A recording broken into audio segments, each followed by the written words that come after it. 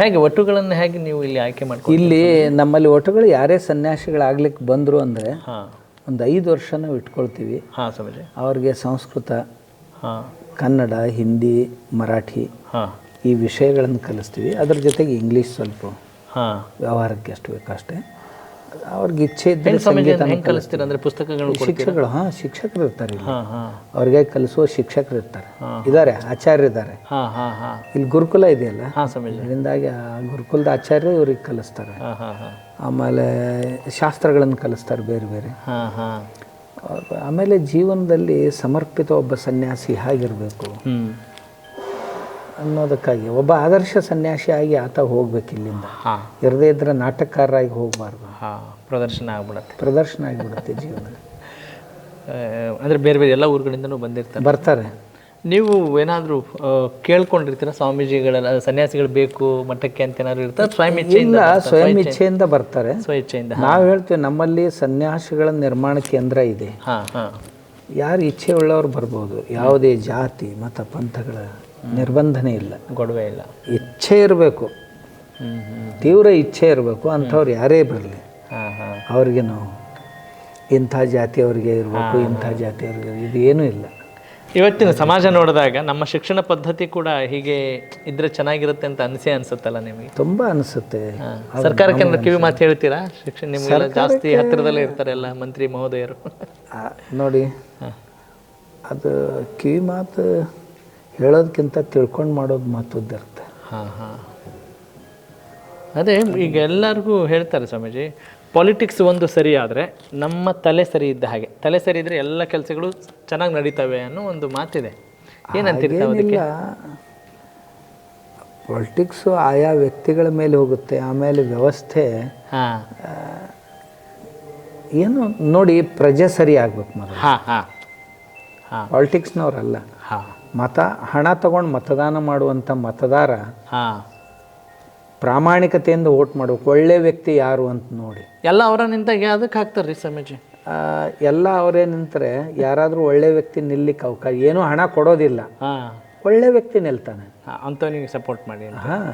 ಈಗ ಹಣಬಲ ತೋಳ್ಬಲದಿಂದಾಗಿ ಅಂಥವರು ಆರಿಸಿ ಬರ್ತಾರೆ.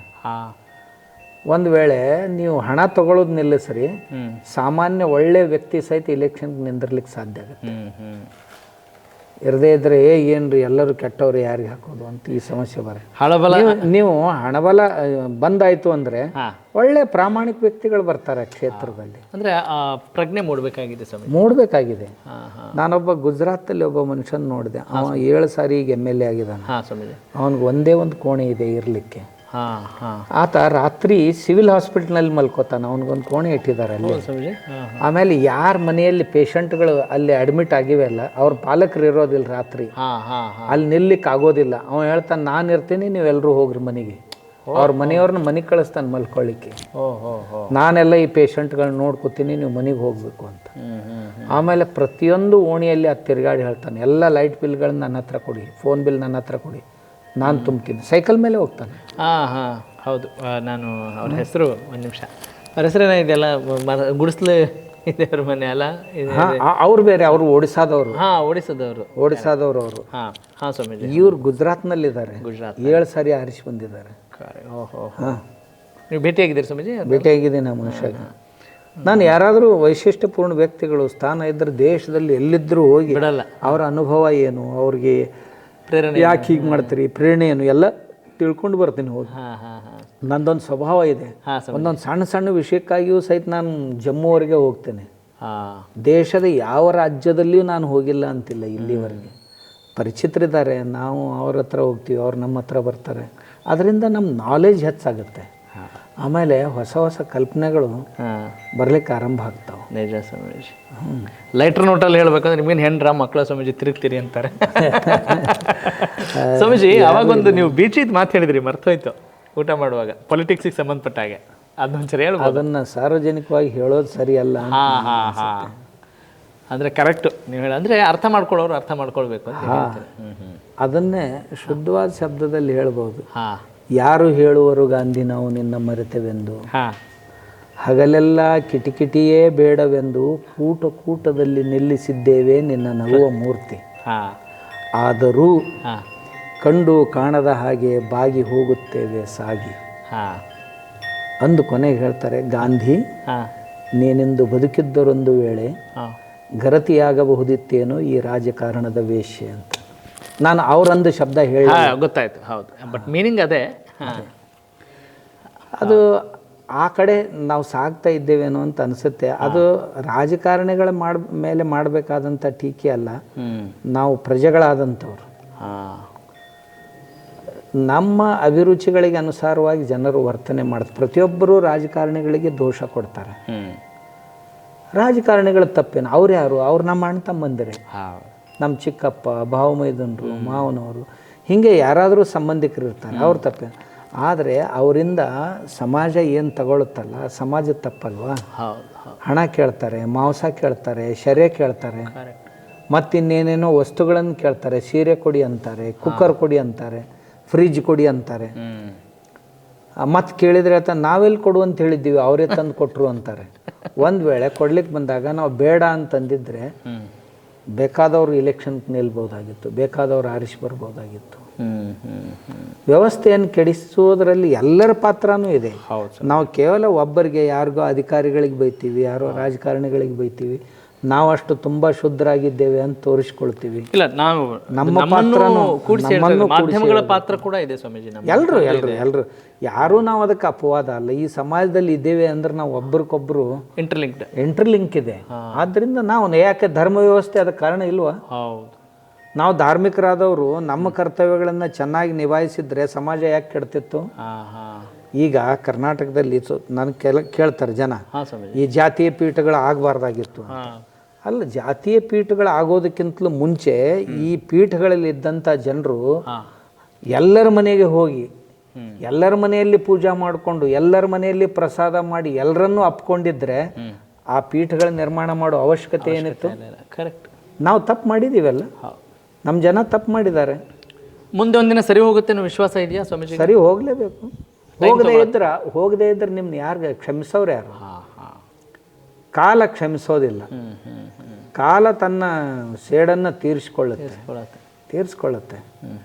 ಅದಕ್ಕೆ ನಾವು ಕಾಲಕ್ಕೆ ತಕ್ಕಂತೆ, ಯಾಕಂದರೆ ನಮ್ಮ ಸ್ವಾಮಿಗಳು ಹೇಳೋದೊಂದು ಮಾಡೋದೊಂದು. ನಾನು ಯಾವಾಗಲೂ ಹೇಳ್ತಿರ್ತೀನಿ, ನೀವು ಹೇಳೋದೊಂದು ಹೊರಗಡೆ ಬಸವ ತತ್ವ ಹೇಳ್ತೀರಿ, ಒಳಗಡೆ ಅದಕ್ಕೆ ತದ್ವಿರುದ್ಧವಾಗಿ ವರ್ತನೆ ಮಾಡ್ತೀರಿ. ಈ ಕೆಲವು ವರ್ಷಗಳ ಹಿಂದೆ ನಡೆದಂಥ ಘಟನೆ, ಮುಧೋಳದಲ್ಲಿ ಒಂದು ವಿರಕ್ತ ಮಠ, ಅವ್ರಿಗೆ ಒಬ್ಬ ಹಡಪದ ಸಮಾಜದ ಶಿಷ್ಯ ಇದ್ದ. ಅವನು ಲಿಂಗಾಯತ ಹಡಪದ. ಅವೊಂದು ಹೊಸ ಮನೆ ಕಟ್ಟಿದ್ದ, ಗುರುಗಳನ್ನು ಕರೆದ, ನಮ್ಮ ಮನೆಗೆ ಇವತ್ತು ಪಾದ ಪೂಜೆ ಮಾಡ್ತೇನೆ, ಆಮೇಲೆ ಪ್ರಸಾದ ನಮ್ಮ ಮನೆಯಲ್ಲಿ ಮಾಡ್ಕೊಂಡು ಹೋಗೋ. ಇವರಂದ್ರು ಪಾದ ಪೂಜೆಗೆ ಬರ್ತೀನಿ, ಅದು ಪ್ರಸಾದ ಮಾಡೋದು ಕಷ್ಟ. ಯಾಕೆ ಅಂದ್ರೆ ನಮಗೂ ನಮ್ಮ ಪೀಠಗಳ ಮೇಲೆ ಕೆಲವು ಜನ ಹಿರಿಯರಿದ್ದಾರೆ, ಅವ್ರು ನನ್ನನ್ನು ಪೀಠದಿಂದ ವಜಾ ಮಾಡ್ಬೋದು ಅಂತ. ಅವ್ರ ಅನುಮತಿ ಬೇಕು. ಅದರ ಅನುಮತಿ ಕೇಳಿದ ಆತ. ಅನುಮತಿ ಆ ಕಾಲದಲ್ಲಿ ಹುಬ್ಬಳ್ಳಿ 3000 ಮಠಕ್ಕಿದ್ದಂಥ ಯಾವ ಪೀಠಾಧಿಕಾರಿಗಳಿದ್ರು ಅವ್ರನ್ನ ಕೇಳಿದ. ಕೇಳಿದ ಕೂಡಲೇ ಹೋಗಬಾರ್ದು ಅಂಥವ್ರ ಮನೆಗೆ ಅಂತೇಳಿ ಇವ್ರು ಬಸವ ತತ್ವ ಹೇಳೋರು. ಅಂದ ಕೂಡಲೇ ಈ ಸ್ವಾಮಿಗಳಿಗೆ ತಡೀಲಿಕ್ಕಾಗಲಿಲ್ಲ. ಇಂಥ ಆತ್ಮೀಯ ಶಿಷ್ಯ ಅವನಿಗೆ ಹೇಗಿಲ್ಲ ಅನ್ನೋದು. ಪ್ರತಿ ವಾರ ಬಂದು ನನ್ನ ಕೇಶ ಕರ್ತನ ಮಾಡಿ ಹೋಗ್ತಾನೆ, ಕ್ಷೌರ ಮಾಡಿ ಹೋಗ್ತಾನೆ. ಆಮೇಲೆ ನಮ್ಮ ಶಿಷ್ಯ, ನಾವು ಬಸವ ತತ್ವ ಹೇಳೋರು ಹೇಗೆ ಹೋಗ್ಬೋದು ಅಂತ ಸ್ವಾಮಿಗಳು ಅವ್ರ ಮನೆಗೆ ಪ್ರಸಾದಕ್ಕೆ ಹೋದರು. ಪ್ರಸಾದ ಮಾಡಿ ಬಂದದ್ದು ಗೊತ್ತಾದ ನಂತರ ಅವ್ರ ಹೆಬ್ಬೆರಳನ್ನು ಕತ್ತರಿಸಿದ್ರು. ಹೌದಾ? ಪಟ್ಟಭದ್ರರು. ಮುಂದೆ ಅದು ಬ್ರಿಟಿಷ್ ಗೌರ್ಮೆಂಟು ಅವ್ರ ಮೇಲೆ ಕ್ರಮ ಕೈಗೊಳ್ತು. ಇದು ಬ್ರಿಟಿಷ್ ಗೆಜೆಟೇರಿಯರ್ದಲ್ಲಿ, ಮುಂಬೈ ಗೌರ್ಮೆಂಟ್ನ ಗೆಜೆಟೇರಿಯರ್ದಲ್ಲಿ ಇದೆ, ದಾಖಲಾಗಿದೆ. ನನಗೆ ಪಾಟೀಲ್ ಪುಟ್ಟಪ್ಪನವರು ಈ ಘಟನೆಯನ್ನು ಹೇಳಿದರು. ಪಾಟೀಲ್ ಪುಟ್ಟಪ್ಪನವರು ನಮ್ಮ ಆಯುರ್ವೇದ ಹಾಸ್ಪಿಟಲ್ನಲ್ಲಿ ಒಂದು 10 ದಿವಸ 12 ದಿವಸ ಹೀಗೆ ಟ್ರೀಟ್ಮೆಂಟ್ಗೆ ಬರ್ತಿದ್ರು. ಇಬ್ಬರು ಗಂಡ ಹೆಂಡತಿ ಇದ್ದಾಗ ನಾವು ಆರೈಕೆ ಮಾಡ್ತಿದ್ದೀವಿ ಅವ್ರನ್ನ ಪ್ರೀತಿಯಿಂದ. ನಾವೆಲ್ಲ ದಿವಸೆಲ್ಲ ಕೂತಾಗ ಇಂಥ ಹಳೆಯ ಘಟನೆಗಳನ್ನು, ತುಂಬ ಘಟನೆಗಳನ್ನು ನೆನಪಿಸ್ಕೊಂಡು ಹೇಳ್ತಿದ್ರು ಅವರು. ಅವ್ರು ಹೇಳ್ತಿದ್ರು, ಸ್ವಾಮಿಗಳು ಹೇಗೆ ಇದ್ದಾರ ಅನ್ನೋದನ್ನು ಹೇಳ್ತಿದ್ರು. ಇದು ನೀವು ಹೇಳೋದೊಂದು ಮಾಡೋದೊಂದು, ಇಂಥ ಸ್ವಾಮಿಗಳು ಹೆಚ್ಚಾಗಿದ್ದಾರೆ ಅಂತ ಹೇಳ್ತಿದ್ರು. ಆಮೇಲೆ ಯಾವ್ಯಾವ ಸ್ವಾಮಿಗಳು ಹೇಗೆ ಸತ್ತರು ಅನ್ನೋದನ್ನು ಹೇಳ್ತಿದ್ರು. ಹೀಗೆ ಅದಕ್ಕೆ ನಾವು ತತ್ವ ಹೇಳೋದು ಭಾಳ ಸುಲಭ, ಉಪದೇಶ ಕೊಡೋದಕ್ಕಿಂತಲೂ ಧಾರಾಳವಾಗಿ ಮತ್ತೇನನ್ನು ಕೊಡಲಿಕ್ಕೆ ಬರೋದಿಲ್ಲ. ಹೇಳೋದು ಆಚಾರ, ಬದನೆಕಾಯಿ. ಬದನೆಕಾಯಿ. ಹಾಗೆ ನಾನು ಅದಕ್ಕೆ ನನಗೆ ಸಿಟ್ಟು ಬರೋದು ಮತ್ತೆ ಅಲ್ವಾ, ಸಾತ್ವಿಕ ಕೋಪ ಇರದೇ ಇದ್ರೆ ನನ್ನಷ್ಟು ಆತ್ಮೀಯರು ಮತ್ತೆ ಯಾರಿಲ್ಲ. ಆದರೆ ಇಂಥದ್ದನ್ನು ನೋಡಿದರೆ ನಾನು ಉಗ್ರ ನರಸಿಂಹ. ಸನ್ಯಾಸಿಗಳು ಎಲ್ಲರೂ ಒಬ್ಬೊಬ್ರು ಒಂದೊಂದು ರೀತಿ ಕಾಷಾಯ ವಸ್ತ್ರ ಧರಿಸ್ತಾರಲ್ಲ, ಅಂದರೆ ಕೇಸರಿ, ಕೆಲವೊಬ್ರು ಕೆಂಪು ಹಾಕ್ಕೊಂಡಿರ್ತಾರೆ. ಅದ್ರ ಬಗ್ಗೆ ಏನಾದರೂ ವಿಶೇಷವಾದ ಮಹತ್ವ ಇದೆ? ಇದು ಗೇರು ಅಂತ ಮಣ್ಣು ಇರುತ್ತೆ. ಹೌದು. ಅಥವಾ ಸುಣಗ್ಯಾವೆ ಅಂತ ಒಂದು ಸಿಕ್ತು. ಸುಣ್ಣದ ಕಲ್ಲು ಇರ್ತದೆ, ಕಾವಿದು. ಹೌದು. ಅದನ್ನು ತಿಕ್ಕಿ ಅದರಿಂದ ಏನು ರಸ ಬರುತ್ತೆ ಅದನ್ನು ನೀರಲ್ಲಿ ಹಾಕಿ ಅದರಲ್ಲಿ ಕುದಿಸಿ ಈ ಬಟ್ಟೆಗಳನ್ನು ಹಾಕಬೇಕು. ಅದು ನಿಜವಾದ ಕಾವಿ. ಈಗ ನಾವೇನು ಅದು ಇದು ನಿಜವಾದ ಕಾವಿ ಬಣ್ಣ. ಇದು ಮಣ್ಣಿನ ಕಲರ್ ಅಂತಾರಲ್ಲ, ಅದೇ ಮಣ್ಣಿನ ಕಲರ್, ಮುರುಮ್ ಕಲರ್ ಅಂತಾರೆ. ಮಣ್ಣಿನ ಕಲರ್ ಅದು ಮಣ್ಣಿನ ಕಲರು ಅಥವಾ ಸುಣ್ಗ್ಯಾವಿ ಅಂತಾರೆ. ಇದು ಉಳಿದಂಥವುಗಳು ಬಣ್ಣಗಳು. ಅಂದ್ರೆ ನಾವು ಮತ್ತೆ ಮಣ್ಣಿಗೆ ಹೋಗ್ತೀವಿ ಅನ್ನೋದನ್ನ ಪ್ರಜ್ಞೆ ಮಾಡ್ಕೊಳ್ಳೋಕೆ ಇವು ತ್ಯಾಗದ ಪ್ರತೀಕ. ಬೆಂಕಿ ಹಾಗೆ, ಬೆಂಕಿಯ ಬಣ್ಣ, ಅಗ್ನಿಯ ಬಣ್ಣ, ಅಗ್ನಿಯ ಬಣ್ಣ, ಮಂದಾಗ್ನಿಯ ಬಣ್ಣ. ಇದು ಸ್ವಾಮೀಜಿ ಕೇಶವ ಮುಂಡನ ಎಲ್ಲ ಮಾಡುವಂಥದ್ದು ಅದು ನಮ್ಮ ಪರಂಪರೆಯಲ್ಲಿ ಇದೆ. ಅಲ್ಲ, ಅದಕ್ಕೆ ವೈಜ್ಞಾನಿಕ ಇದೆ. ಮೋಹ ಬರುತ್ತೆ ಅದರಿಂದ. ನೀವು ಅಷ್ಟು ಚಂದ ಕಾಣಬಾರ್ದು. ಈಗ ಅದನ್ನ ಸ್ಟೈಲ್ ಆಮೇಲೆ ಅದು ಇತ್ತು ಅಂತಂದ್ರೆ ದಿವಸ ಎಲ್ಲ ಬರೀ ಅದ್ರ ಕಡೆನ ಲಕ್ಷ ಹೋಗುತ್ತೆ. ದಿವಸ ಎಲ್ಲ ಕನ್ನಡಿ ನೋಡೋದು, ದಿವಸ ಎಲ್ಲ ಬಾಚ್ಕೊಳ್ಳೋದು, ಅದು ಸರಿಯಲ್ಲ. ನೀನು ಬಿಡೋದಾಗಿದ್ರೆ ಪೂರ್ತಿಯಾಗಿ ಬಿಟ್ಬಿಡು. ಗಡ್ಡ ಮೀಸೆಗಳು ಮತ್ತು ಕೇಶಗಳು ಇವನ್ನೆಲ್ಲ ಪೂರ್ತಿಯಾಗಿ ಬಿಡೋದು, ಕೈ ಹಚ್ಚೋದಿಲ್ಲ ಯಾವಾಗ. Save it or shave it. ಉಳಿಸು ಅಥವಾ ಬೋಳಿಸು ಎರಡರಲ್ಲಿ ಒಂದು.